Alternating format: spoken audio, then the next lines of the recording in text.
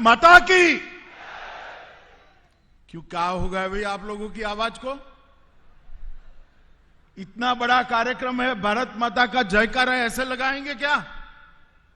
मेरे साथ दोनों हाथ उठाइए, अंत तक उठना चाहिए हाथ, और नॉर्थ ईस्ट के अंदर शांति के संकल्प की मुट्ठी बींचिए और प्रचंड आवाज से बोलिए, भारत माता की, भारत माता की, भारत माता की। मंच पर उपस्थित असम के लोकप्रिय मुख्यमंत्री, जिनके नेतृत्व में असम के अंदर शांति और विकास के एक नए युग की शुरुआत हुई है, ऐसे श्रीमान सर्बानंद सोनोवाल जी आज के कार्यक्रम के उत्सव मूर्ति, जिन्होंने पूरे कार्यक्रम को अपनी दृष्टि से रचना किया है, ऐसे असम के वित्त और स्वास्थ्य मंत्री भाई हेमंत विश्व शर्मा जी, केंद्रीय मंत्रिपरिषद में मेरे साथी श्री रामेश्वर तेली जी, असम गण परिषद के नेता और एग्रीकल्चर मिनिस्टर असम श्रीमान अतुल बोरा जी, श्री पीयूष हजारिका जी, श्री भावेश कलिता जी, श्री नबा जी, क्वीन ओझा जी, हमारे प्रदेश अध्यक्ष श्रीमान रंजीत दास जी, असम भारतीय जनता पार्टी के प्रभारी और भाजपा के राष्ट्रीय उपाध्यक्ष श्रीमान बैजयंत पांडा जी, और असम के चीफ सेक्रेटरी के नेतृत्व में बैठी हुई असम की पूरी प्रशासक टीम, और आज इस कार्यक्रम में इतनी विराट संख्या के अंदर आए हुए सभी भाइयों बहनों को मैं बार बार प्रणाम कर कर मेरी बात की शुरुआत करना चाहता हूं। मैं एक क्षमा प्रार्थी हूं कि आपको थोड़ी राह देखनी पड़ी। एक अन्य कार्यक्रम कश्मीर में प्रधानमंत्री जी सेहत कार्ड का वितरण कर रहे थे, उसके अंदर ऑनलाइन में जुड़ा था, इसलिए थोड़ी देर हो गई है, इसलिए आप सबसे मैं क्षमा प्रार्थी हूं। मित्रों, आज असम के अंदर लगभग 4-4.5 साल से जो विकास की एक यात्रा मोदी जी के नेतृत्व में और यहां सर्बानंद और हेमंत विश्व शर्मा की जोड़ी ने आगे चलाई है, इसका एक महत्वपूर्ण पड़ाव आज है। क्योंकि आज न केवल विकास, पूरे असम को एक करने के लिए, पूरे असम की जनता को जोड़ने के लिए, असम को भारत के साथ जोड़ने के लिए और असम को विश्व के अंदर गुरु शंकर देव के संदेश को पहुंचाने के लिए एक बहुत बड़ा कार्यक्रम आज यहां होने जा रहा है। मित्रों, प्रधानमंत्री नरेंद्र मोदी जी ने 2013 के चुनाव अभियान के अंदर कहा था कि जब तक पूर्वी भारत विकसित नहीं होता, भारत का विकास असंभव है। और सौभाग्य है कि 2014 में देश की जनता ने प्रधानमंत्री जी को इस देश का प्रधानमंत्री बनाया, और नरेंद्र मोदी जी को जो शब्द थे, मोदी जी ने उसको चरितार्थ किया है। आज पूरा पूर्वी भारत, नॉर्थ ईस्ट समेत, पूर्वोत्तर समेत देश के विकास का ग्रोथ इंजन बना हुआ है। जो पूर्वी भारत में, जो नॉर्थ ईस्ट से लेकर बंगाल, उड़ीसा, पटना तक कभी अलग अलग प्रकार के आंदोलन और हिंसा होती थी, अलग अलग ग्रुप हाथ में हथियार लिए हुए दिखाई पड़ते थे, आज वो सारे मुख्य धारा प्रवाह के साथ जुड़े हुए दिखते हैं। और सारे वो युवा जो कभी आंदोलन करते थे वो आसाम के विकास के साथ जुड़कर आसाम को देश का ग्रोथ इंजन बनाने के लिए अहर्निश दिन रात काम कर रहे हैं। मैं मानता हूं कि एक बहुत बड़ा परिवर्तन की शुरुआत नरेंद्र मोदी जी के नेतृत्व में हुई और भाई सर्बानंद सोनोवाल और हेमंत विश्व शर्मा की जोड़ी ने इस शुरुआत को गति देने का काम किया है।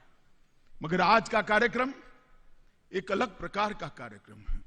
मित्रों, ये भूमि महान परंपरा की भूमि है। यहां का संगीत, संस्कृति, साहित्य अनेक प्रकार से अपना वैशिष्ट्य रखता है। आसाम की संस्कृति सिर्फ आसाम की संस्कृति नहीं है, पूरे भारत की संस्कृति का गहना है। आसाम की संस्कृति पूरे भारत की संस्कृति का गहना है और आसाम की भाषा, साहित्य, नाट्य रचनाएं, कविता, भक्ति संगीत और संस्कृति के आद्य पुरुष कोई है तो महापुरुष श्रीमंत शंकरदेव है। श्रीमंत शंकरदेव ने पूरा जीवन आसाम को भक्ति के मार्ग पर ले जाने के लिए लगाया। आसाम के साहित्य की रचना कर कर आसाम के साहित्य और संगीत को एक नई ऊंचाई तक पहुंचाया। पूरे देश में इसको परिचय कराया और पूरे देश के अंदर आसाम के साहित्य और संस्कृति की स्वीकृति भी लाए। श्रीमंत शंकरदेव हो, महापुरुष माधवदेव हो, इन आसाम के अंदर एक प्रकार से आसाम की जनता को एक करने का काम किया।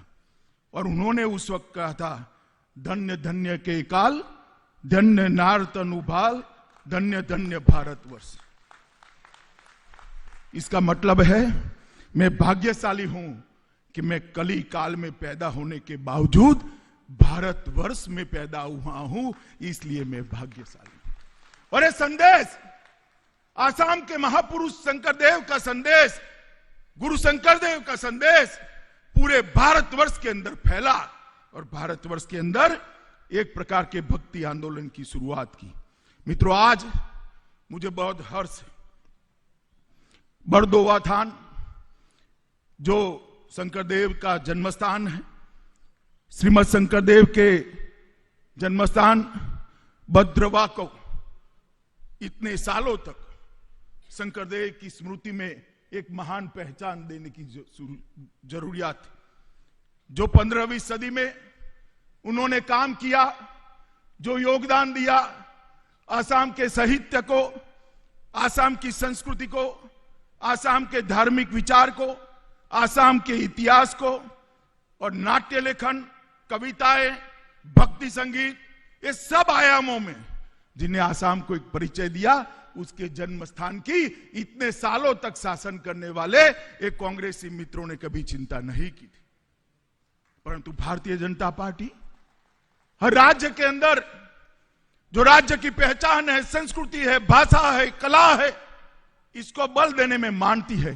क्योंकि हम मानते हैं जब तक राज्यों की संस्कृति और भाषाएं मजबूत नहीं होती, भारत कभी भी महान नहीं हो सकता।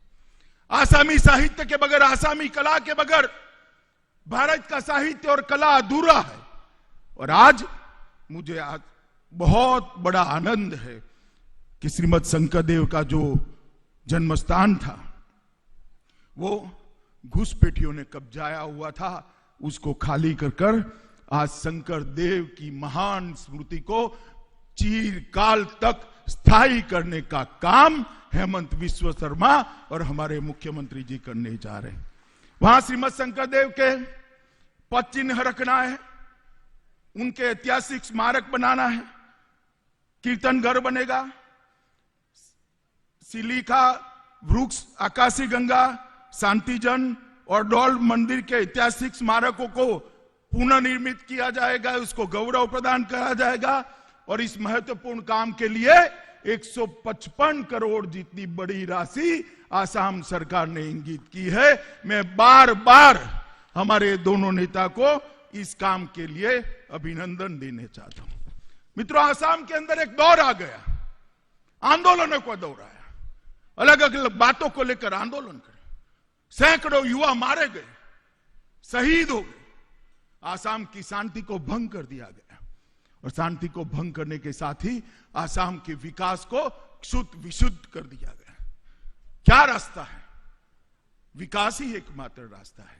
विकास तो होगा, मोदी जी के नेतृत्व में हो भी रहा है, मैं आगे बात करूंगा, मगर विचार का परिवर्तन भी जरूरी है और वो विचार परिवर्तन सिर्फ विकास से नहीं हो सकता। आसाम के अंदर 1 लाख से ज्यादा नामघर वैष्णव संप्रदाय को, हमारी संस्कृति को, शंकर देव के संदेश को आगे बढ़ाने का काम कर रहे हैं। उसमें से 50 साल के पुराने 8000 नामघरों को आज 2.5 लाख रुपया देने का कार्यक्रम हो रहा है।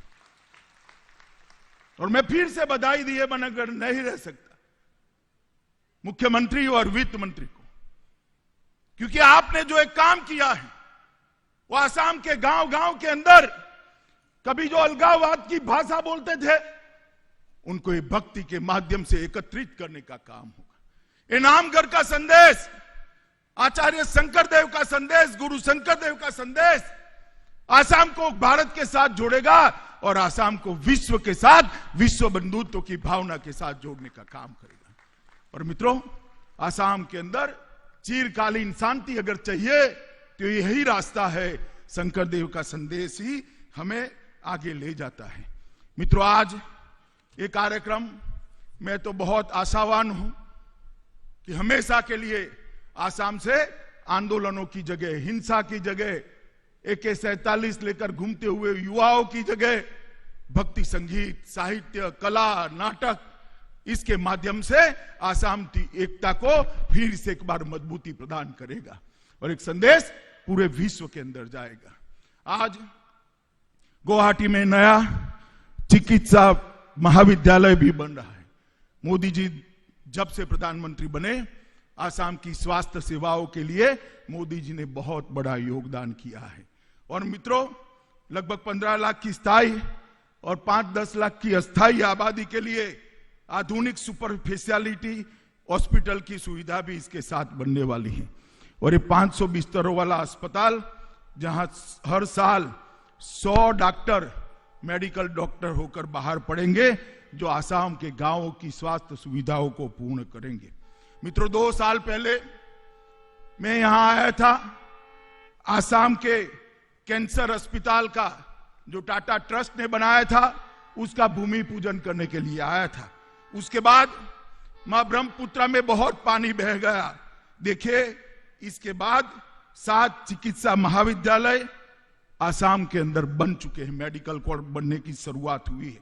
इसके अलावा लखीमपुर, नौगांव, धुबरी, कोकराखार, तिनसुकिया और नलबाड़ी में 6 चिकित्सा महाविद्यालय और स्थापित करने की बात है, जो आसाम के युवाओं को एक मौका देंगे आसाम और देश भर के गरीब पेशेंट की सेवा करने का, अपने जीवन को आगे बढ़ाने का, अपने जीवन को, मार्ग को विकास के रास्ते पर प्रशस्त करने का। मैं आज स्वास्थ्य मंत्री हेमंत विश्व शर्मा को बहुत बहुत बधाई देना चाहता हूं कि एक नया इनिशिएटिव लेकर इन्होंने आगे करा है। मित्रों, आज राज्य के अंदर 11 विधि कॉलेज की भी स्थापना की आधारशिला रखी गई है। आसाम के अंदर निजी विश्वविद्यालय, विधि महाविद्यालय है और बहुत पुराना एक विद्यालय भी है, परंतु आज राज्य में 11 सरकारी विधि महाविद्यालय की स्थापना होगी। आसाम ने इस देश को गोगाई साहब के रूप में एक चीफ जस्टिस ऑफ इंडिया देने का काम किया है। ये विधि विद्यालय अनेक विद ऐसे विद्वानों को हमारी न्याय प्रणालिका को सुदृढ़ करने के लिए देंगे। धुबरी, नलबाड़ी, कामरूप, नौगांव, आंगलोंग, कार्बी आंगलोंग, जोरहाट, डिब्रूगढ़, सोनितपुर, कचरा, लखीमपुर और नौगांव, ये सब जगह पे ये विधि विद्यालय स्थापित होंगे जो आगे बढ़ाएंगे। मित्रों, मोदी जी ने पूर्वोत्तर का विकास, नॉर्थ ईस्ट के विकास को केंद्र बिंदु में रखकर 6 साल तक सरकार चलाई है और मुझे भरोसा है आगे पर भी इसी प्रकार से हमारी सरकार पूर्वोत्तर की सेवा करती रही। मोदी जी स्वयं कभी कभार 5 साल में एक बार कोई प्रधानमंत्री पूर्वोत्तर में आ जाए तो आ जाए। मोदी जी ने स्वयं 30 बार 6 साल के अंदर पूर्वोत्तर का दौरा किया है और हर बार तोहफा लेकर आए, हर बार तोहफा लेकर आए। चाहे मेघालय हो, चाहे मणिपुर हो, चाहे मिजोरम हो, चाहे त्रिपुरा हो, चाहे अरुणाचल हो, चाहे अपना असम हो। विकास के रास्ते पर सारे राज्यों को प्रशस्त करना, रेल मार्गों से जोड़ना, रोड मार्गों से जोड़ना, एयर कनेक्टिविटी को बढ़ाना, युवाओं को नए अवसर देना। एक जमाने में सारे राज्यों के अंदर सेपरेटिस्ट अपना एजेंडा चलाते थे, युवाओं के हाथ में बंदूक पकड़ाते थे। आज सारे हथियारी ग्रुप धीरे धीरे धीरे मुख्य प्रवाह के अंदर शामिल हो गए हैं और आज युवा अपने नए स्टार्टअप के साथ, विश्व भर के युवा के साथ स्पर्धा कर कर अपने अष्टलक्ष्मी को भारत की अष्टलक्ष्मी बनाने की दिशा में आगे बढ़ रहे हैं। मित्रों, मोदी जी के नेतृत्व में शांति के लिए Bangladesh land boundary agreement, Manipur के ब्लॉकेड को समाप्त करना, ब्रू रियांग समझौता, ये सारे प्रयास किए हैं। और सबसे बड़ा काम हुआ है यहां पर बोडो आंदोलन जो सालों से चलता था, उनके साथ एक समझौता कर कर, बोडो समझौता कर कर, बोडोलैंड प्रादेशिक क्षेत्र समझौता कर कर आज आसाम के अंदर शांति की शुरुआत करने का काम नरेंद्र मोदी जी ने किया है। इतने सालों से हथियार लेकर जो बोडो युवा घूम रहे थे, आज मुख्य प्रवाह के अंदर शामिल हो गए हैं। और अभी अभी वहां पर चुनाव हुआ, अभी चुनाव हुआ और मुझे कहने के लिए बड़ा गर्व हो रहा है, 80% वोटिंग पहली बार हुआ है और रक्त की एक बूंद भी जमीन पर नहीं गिरी। यह बताता है कि दिल में अगर सच्ची श्रद्धा है, शांति के प्रति समर्पण है, विकास के लिए कमिटमेंट है, तो नेतृत्व कुछ भी कर सकता है। मोदी जी को नॉर्थ ईस्ट के विकास के प्रति श्रद्धा भी है, शांति के लिए कमिटमेंट भी है और विकास का लक्ष्य उनका तय है।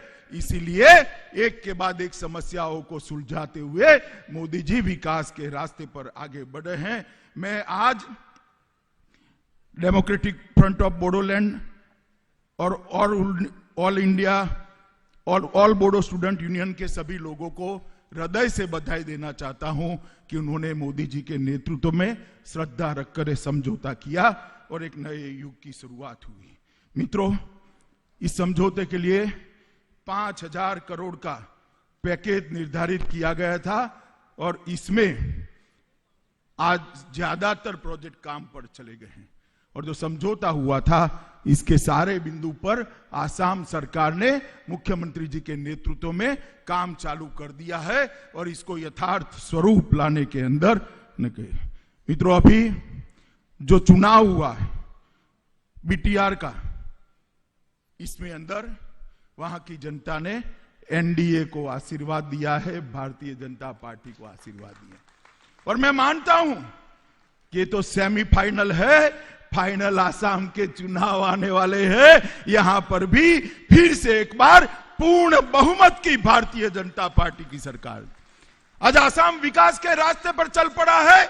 इसका कारण है आसाम की जनता ने सालों के बाद एक पूर्ण बहुमत की सरकार भारतीय जनता पार्टी की बनाई और सारे हर्डल को पार करते हुए मोदी जी के नेतृत्व में, सर्बानंद और हेमंत विश्व शर्मा के नेतृत्व में हमने आसाम को विकास के रास्ते पर आगे ले गए। मित्रों, ढेर सारे हर्डल ये जोड़ी ने पार किए। हेमंत जी हमारे स्वास्थ्य मंत्री हैं। अभी कोरोना काल के अंदर बहुत कठिन था आसाम जैसे राज्य के अंदर कोरोना को संभालना, परंतु आज मुझे कहने के आनंद होता है कि समग्र देश में कोरोना का सामना करने में आसाम सबसे ऊपर के राज्यों में रहा है। टेस्टिंग के मामले में आगे रहा। 0.47% की मृत्यु दर, 0.47। 100 लोग संक्रमित हुए तो आधे व्यक्ति की ही मृत्यु हुई है। विश्व भर में, न केवल भारत, विश्व भर में कहीं नहीं है। सिर्फ बड़े राज्यों में आसाम ने ही इसको सिद्ध किया है। और 98% लोग आज स्वस्थ होकर अपने घर पे पहुंच गए। कोविड के दौरान सहायता भी बहुत की गई, वित्तीय संसाधनों का अच्छे से प्रबंध किया गया और कई प्रकार की सहायता देकर गरीब लोगों को कोविड के सामने लड़ने की ताकत दी गई। मित्रों, मुख्यमंत्री जी के नेतृत्व में चाय बागान के लिए ढेर सारे काम हुए।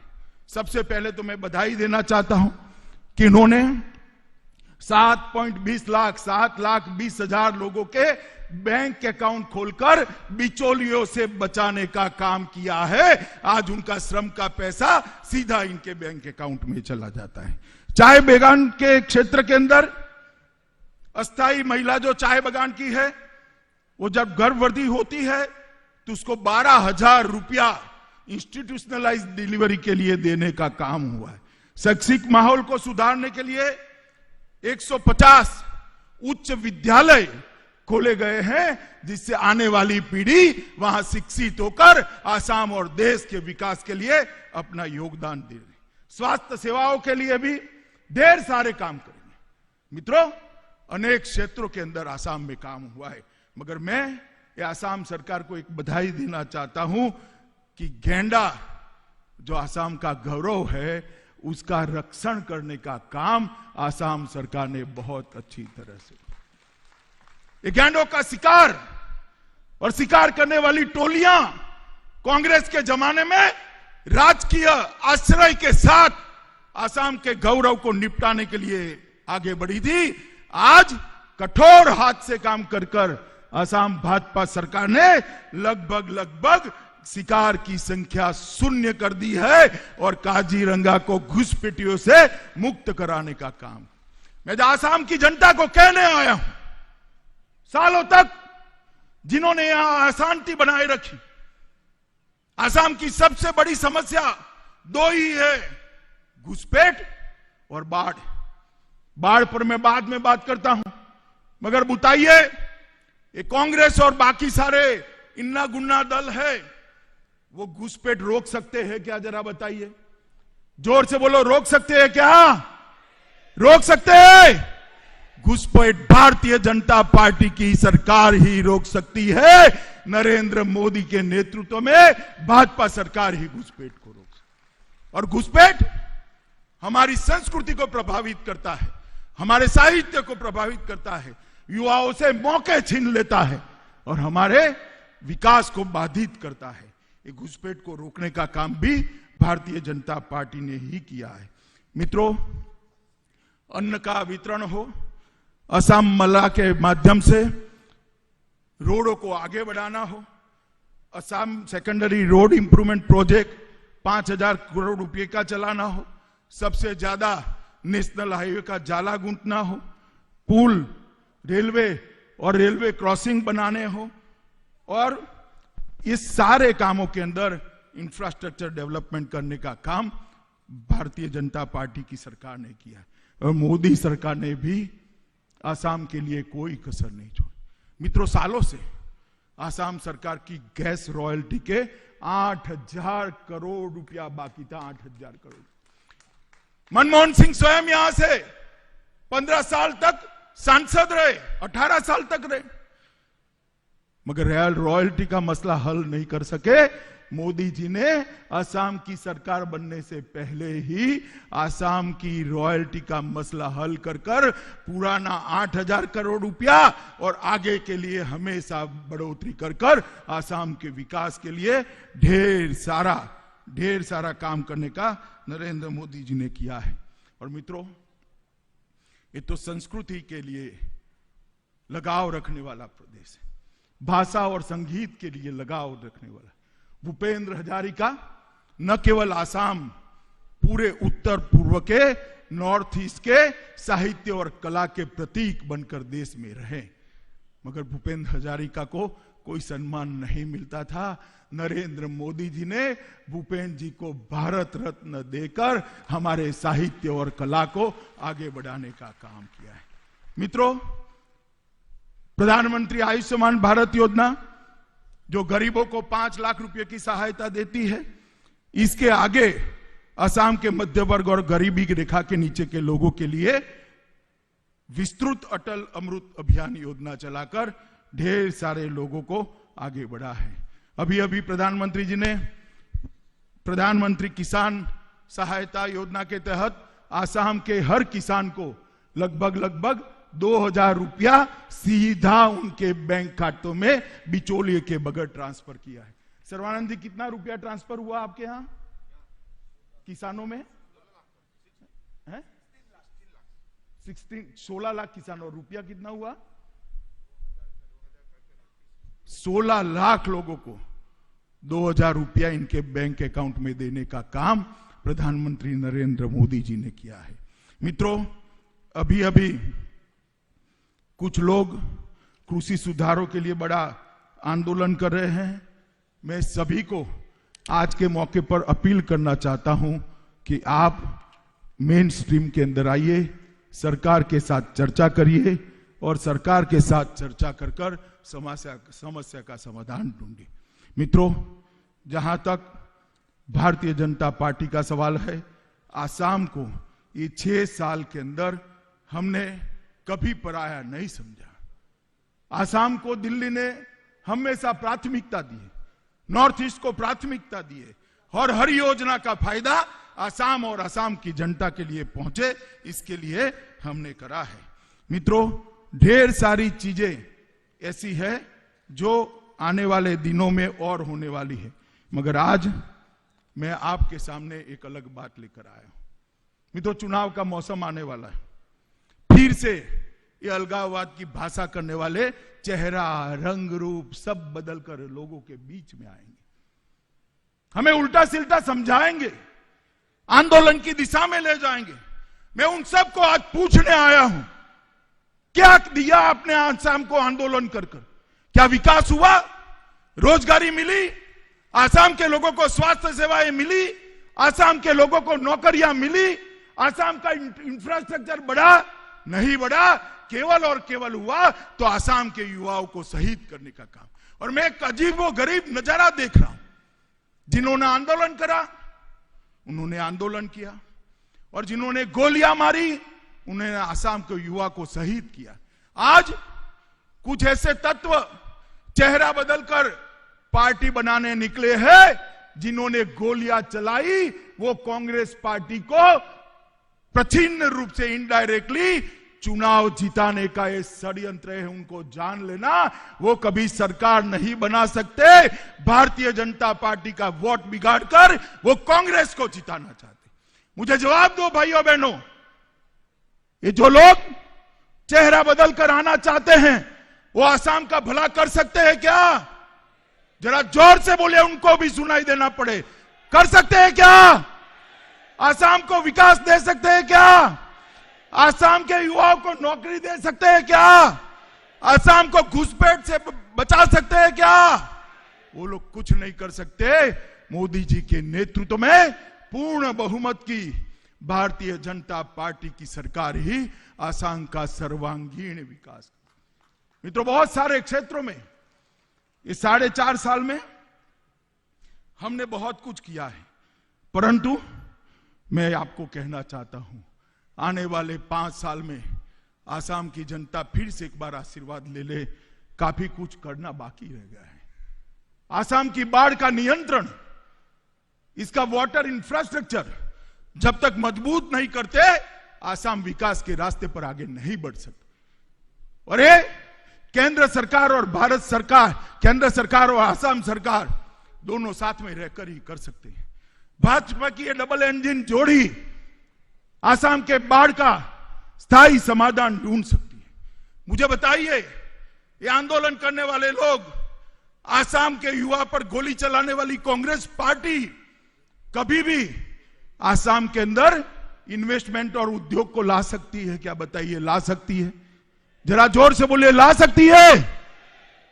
उद्योग को लाना, इंडस्ट्री को लाना, वो मोदी जी के नेतृत्व में ही हो सकता है। आसाम को पूरे भारत का टूरिज्म का हब बनाना है, वो ये कांग्रेस पार्टी कर सकती है क्या? कर सकती है क्या?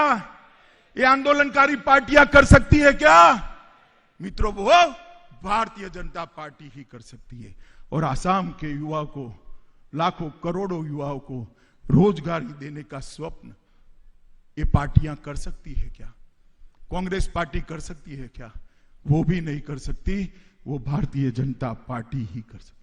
मित्रों, हम चाहते हैं कि आज जो नई शुरुआत हुई, 8,000 नामगर को 2.5 लाख रुपया देकर उनके वित्तीय संकट को टालने का, समाप्त करने का जो प्रयास आसाम सरकार ने किया है, उससे एक नई शुरुआत है। गुरु शंकर देव का संदेश न केवल आसाम, समग्र भारत में पहुंचे और समग्र भारत तक आसाम का साहित्य, आसाम की भाषा, आसाम की कला समग्र भारत तक पहुंचे। और मैंने जैसे कहा, भारत की संस्कृति का आसाम की संस्कृति एक गहना बनकर समग्र विश्व के अंदर सोने की तरह चमके, इस प्रकार के आसाम का निर्माण मैं आज के कार्यक्रम में देख रहा हूं। मित्रों, आज मैं फिर से एक बार हमारे दोनों नेता सर्बानंद सोनोवाल और हेमंत बिस्वा शर्मा को, विशेषकर ये नामघर को जो आपने 2.5 लाख रुपया दिया है, इसके लिए बहुत बहुत बधाई और साधुवाद देना चाहता हूं। मोदी जी का समर्थन, मोदी जी का आशीर्वाद और मोदी जी का मजबूत इरादा आसाम के साथ हमेशा विकास के लिए है। शांति भी बनाए रखेंगे, विकास के लिए आगे भी बढ़ेंगे और गुरु शंकर देव के संदेश को भी आसाम के घर घर तक पहुंचाने का काम भारतीय जनता पार्टी करेगी। आप सभी लोग भारतीय जनता पार्टी को आशीर्वाद दे, इतनी विनंती कर कर मेरी वाणी को विराम करता हूं। मेरे साथ फिर से एक बार बोलिए, भारत माता की, भारत माता की, भारत माता की, वंदे वंदे वंदे।